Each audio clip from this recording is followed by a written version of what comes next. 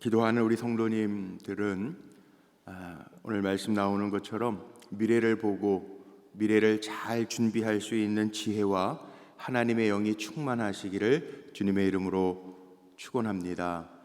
우리 옆에 있는 자녀들도 있고요, 또 옆에 있는 사랑하는 가족들도 있고 믿음의 동료들도 있는데 오늘 이렇게 한번 축복하면 좋겠습니다. 하나님께서 복되게 하실 거예요. 한번 인사하고 축복하죠. 하나님께서 복되게 하실 거예요. 할렐루야.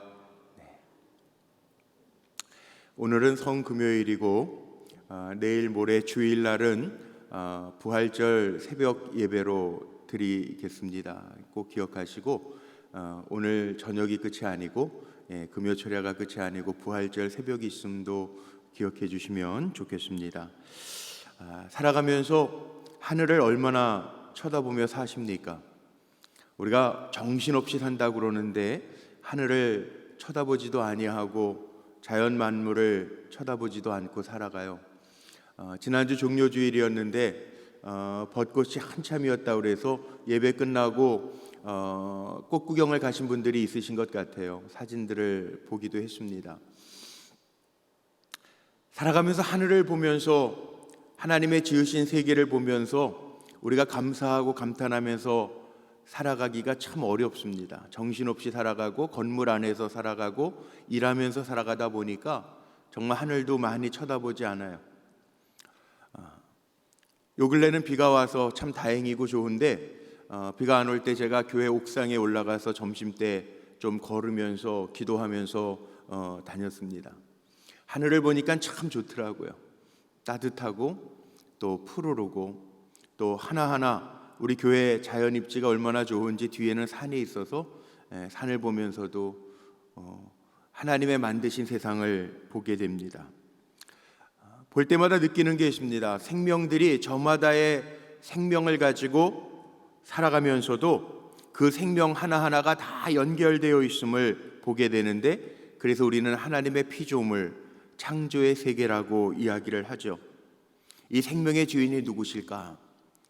생각해 보면서 다시 한번 고백하게 되는 것은 생명의 주인은 하나님이십니다 라는 고백을 할 수밖에 없더라고요. 우리도 마찬가지입니다. 생명의 주인은 하나님이시고 하나님이 살게 하시는 동안에 사명 감당하면서 살아가는 것이 우리의 삶입니다. 그분의 섭리의 손길 안에 우리가 있다는 거죠. 믿으십니까? 내 삶의 주인이 내가 아니에요. 내 삶의 주인이 하나님이세요. 그런데 그 하나님의 섭리는 참 오묘해요.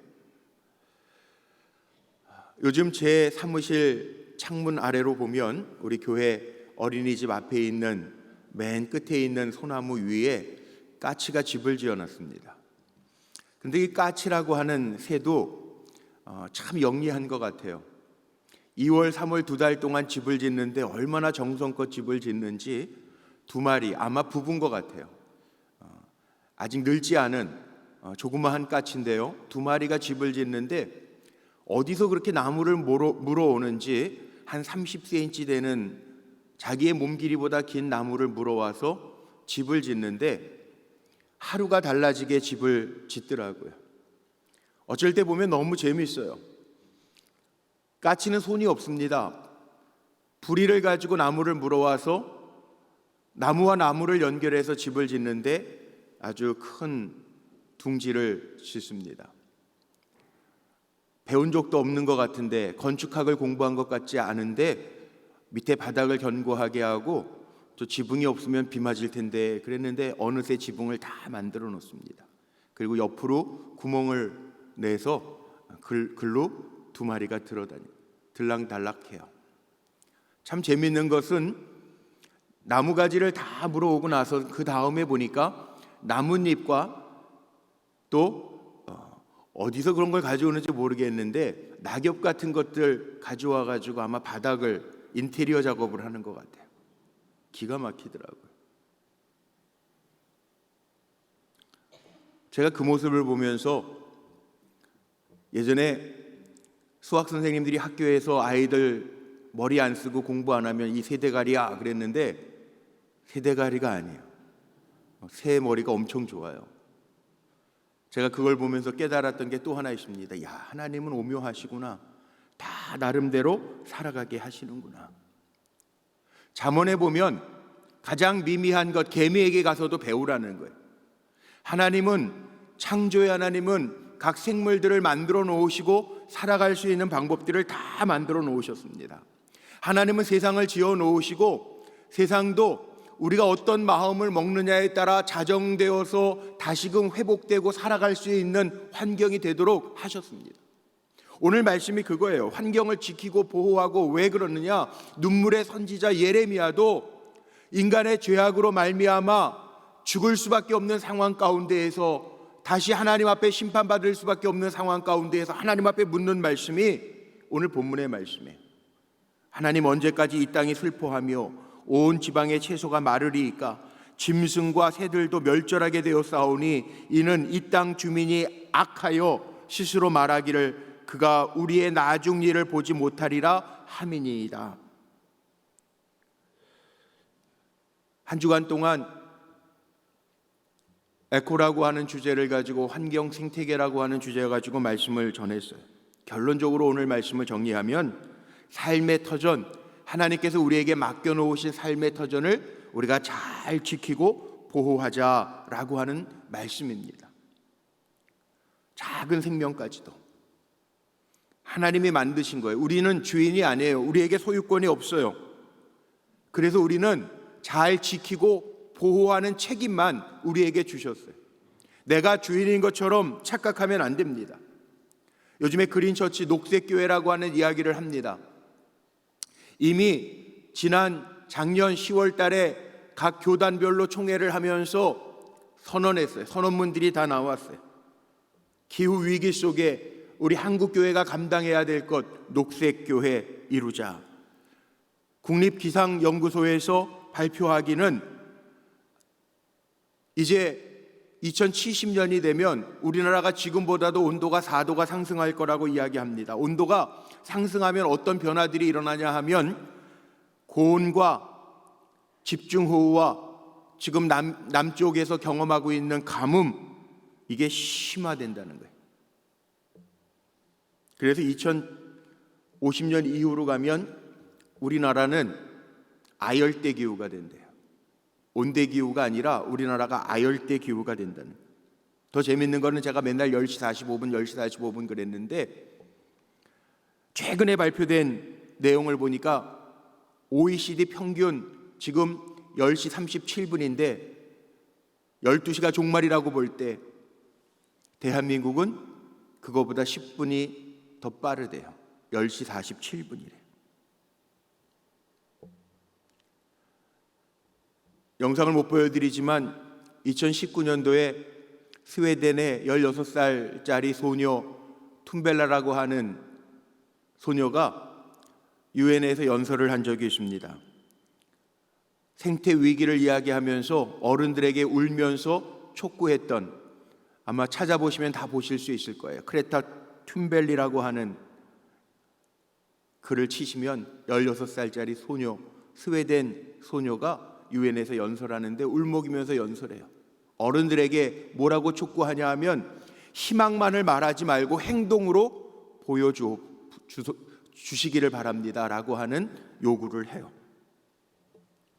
우리나라도 산불의 위기를, 가뭄 때문에 산불의 위기를 겪다가 엊그저께 내리는 비로 인해서 다 진화가 됐대요. 근데 2019년도, 지금부터 한 3년 전이죠. 2019년도에 호주에서 산불이 났는데 산불이 진화가 안 돼가지고 9개월 동안 탔다는 거 기억나실 겁니다. 아마 뉴스에 크게 계속 한국에도 보도됐으니까. 6개월 동안 산불이 탔는데 얼마나 탔느냐? 대한민국의 면적보다 더 탔다는 거예요. 기가 막히죠? 호주는 적도보다 밑에 있는 나라입니다. 인도양의 쌍극화라고 하는 것 때문에 요즘에 호주의 기후 위기가 닥쳐오는데, 한여름에는, 우리가 겨울일 때 호주는 여름인데 한여름에는 온도가 49.8도까지 올라가요. 기가 막히죠? 우리나라 면적보다 넓은 면적을 9개월 동안 태운 거는 고사하고, 캥거루, 코알라 같은 동물들이 12억 5천 마리가 죽었대요. 5천만 마리가 죽었대요. 12억 5천만 마리. 캥거루하고 코알라만 죽었겠습니까? 각종 양서류, 기타 등등의 곤충류 하면 천문학적으로 생명들을 다 잃었던 것 같아요. 자, 우리에게요, 이 코로나 같은 바이러스만 문제가 아닙니다. 우리가 주인이 아닌데 이 정치인들도 정말 다시 생각해야 될 것 같아요. 지금 상황이 우크라이나 러시아 전쟁뿐만 아니라 자국의 이득, 권위 내세우면서 핵무기까지 운운하고 있는 시대가 되었습니다. 땅들의 탄식, 무생명들의 신음 들어야 된다는 거죠. 작고 어린 생명마저도 무시하는 그런 풍조는 지나가야 된다는 거죠. 오늘 예레미야가 하나님 앞에 묻는 거예요. 하나님, 세상이 이렇게 무법천지가 되었습니다. 어찌 된 일입니까? 묻고 호소하고 있어요. 하나님의 대답은 명확합니다.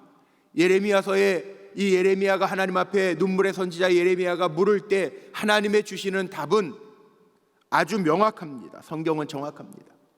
생명의 가치, 생명의 가치, 그걸 네 머리 위에 두라는 거예요. 하나님은 생명을 귀하게 여기세요. 얼마보다 귀하게? 값으로 매길 수 없어요. 천하보다 귀하게 우리를 여기신다는 거예요.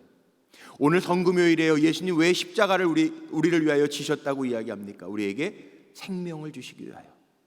요한복음 10장 10절에 보면 예수님이 이 땅에 오신 이유는 생명을 우리에게 주시고 더 풍성하게 하시기 위하여 이 땅에 오셨고, 우리에게 진정한 생명을 주시기 위하여 십자가를 지셨다는 거죠.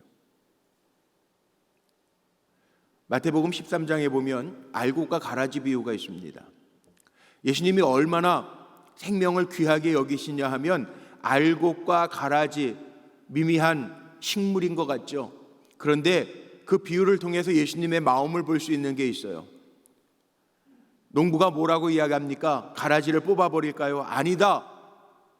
가라지를 뽑아내다가 알곡까지 다칠 수가 있으니 내비로 돌아 마지막까지 내버려 두라는 거. 생명을 귀하게 여기시는 예수님의 마음을 볼 수 있죠. 우리도 마찬가지. 주님의 마음이 그럴진데 우리 교회가, 성도들이 해야 할 일, 생명의 가치를 그 무엇보다 중요하게 보는 거예요.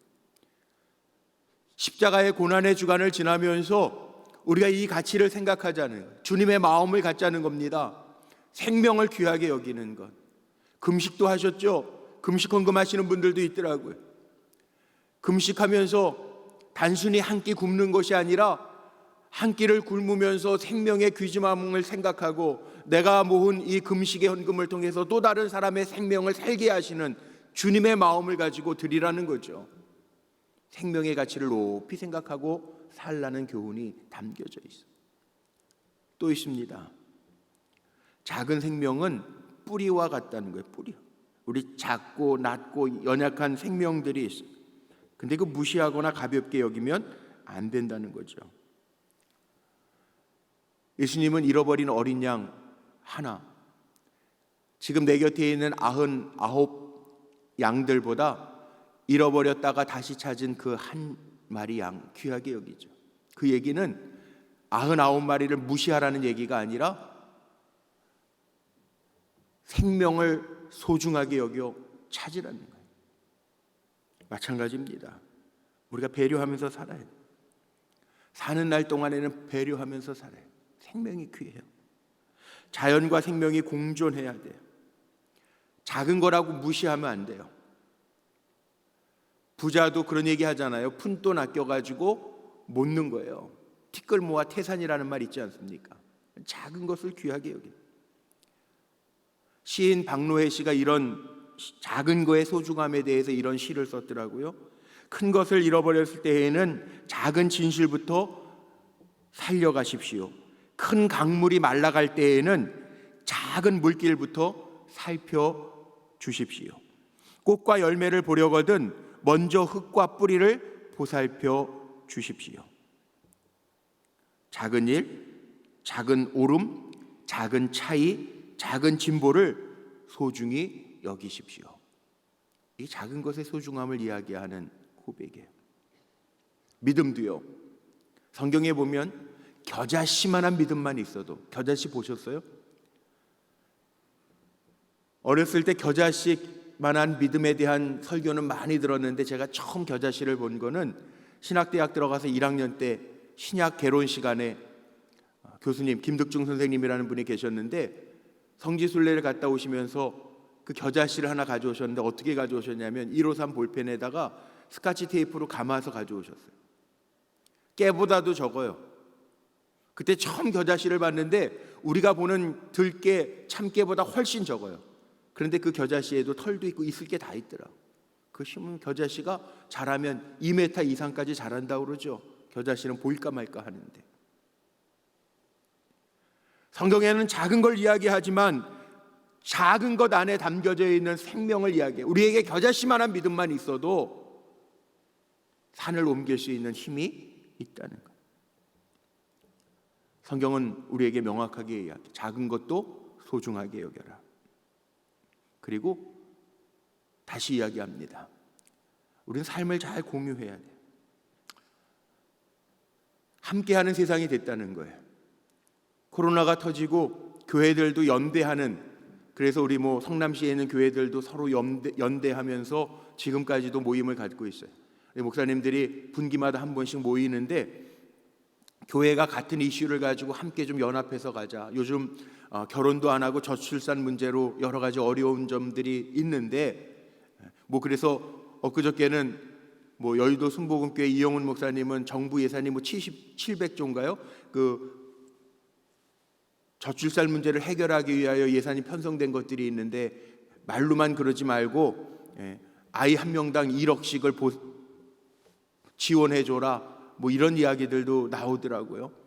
또 우리 성남시에는 교회 목사님들이 모여서 청년들이 결혼을 안 하고 오랫동안 가는데 우리 이 청년들 교회들이 연합해서 우리 메리지 매칭을 좀 하자. 그래서 우리 청년 목사님들 모임을 좀 시작해보자. 그리고 이야기들을 하고 있어요. 이제는 연대하지 아니하면 함께 갈 수가 없다는 거예요. 제가 어제는 다시 한번 오늘 마지막 이 말씀을 정리하면서 녹색교회, 초록 발자국, 온 교회들이 교단마다 다 녹색교회를 지향하면서 기후위기 속에 창조의 신앙을 가지고 우리 교회가 회복하는 데 앞서자라고 하면서 녹색 초록 발자국이라고 하는 운동을 펴가기로 했는데 그걸 다시 한번 제가 쭉 찾아보면서 하나하나 점검을 해봤어요. 공동체로서의 대안을 7가지를 이야기했더라고요. 의, 식, 주, 에너지, 교통, 문화, 경제, 7가지. 7가지도 구체적으로 각 항목마다 어떻게 우리 교회 안에서 우리 믿음의 성도들이 하나님의 창조의 세계를 회복하고 지키고 보호할 것인가에 대한 이야기들을 적어놓고 또 유튜브로 다 영상들을 만들어놨어요.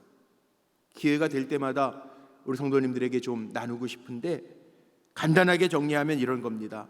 생명경제, 화석기업 투자 안 하기. 요즘도 젊은 사람들 주식도 많이 하는데 화석연료를 만들어내는 기업들은 투자 안 하기, 사회적 기업 육성하기, 아주 구체적으로요 항목들이 나와 있어요.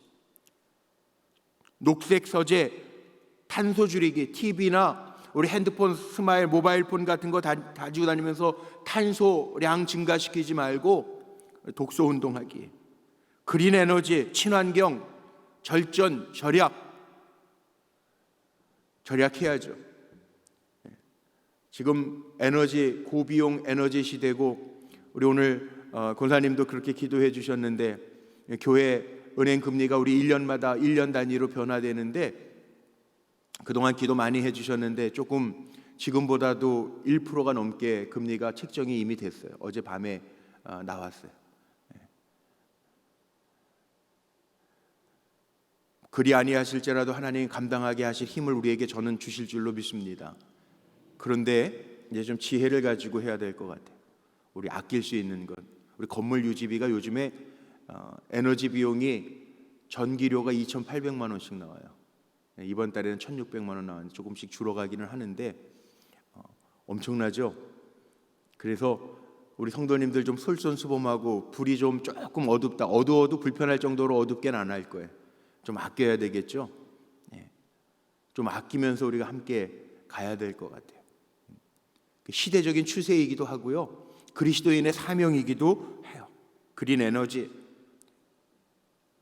녹색 교통. 그래서 교회들마다, 우리 교회도 교통이 조금 불편한 점들이 있어요. 미금역에서 바로 오는 4번 버스도 이제 생기고 막 그랬으니까 타고 오시는 분들도 있지만, 어쩔 수 없이 뭐 교통수단을 이용해야 될 분들은 그렇게 해야 되겠지만, 그렇지 않은 분들은 요즘에 뭐 녹색 교통, 자전거, 걷기 뭐 이런.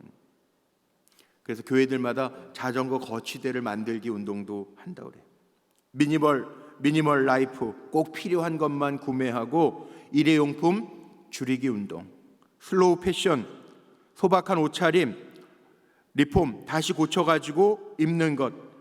기후 미식, 고기 먹을 때 나오는 탄소량이 엄청나죠. 고기에게 들어가는 또 동물들 사육하면서 들어가는, 거기에 메탄가스가 엄청 나온다고 그래.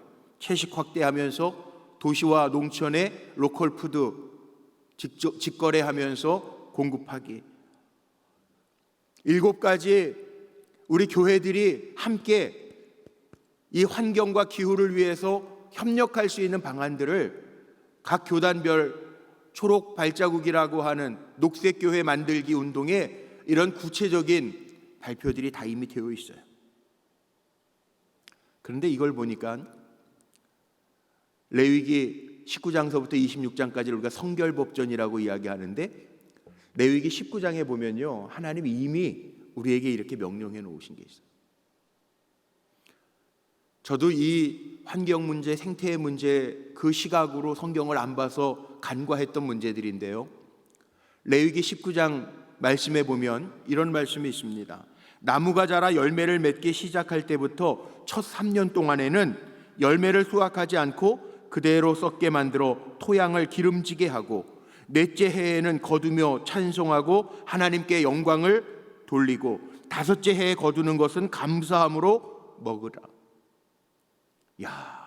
레위기 성결법전 안에 이미 레위기 19장 23절에서 25절 있는 말씀입니다. 집에 가셔서 찾아보세요. 하나님은 이미 인간의 탐욕을 내려놓고 함께 살아가는 방법들을 말씀해 놓으셨어요.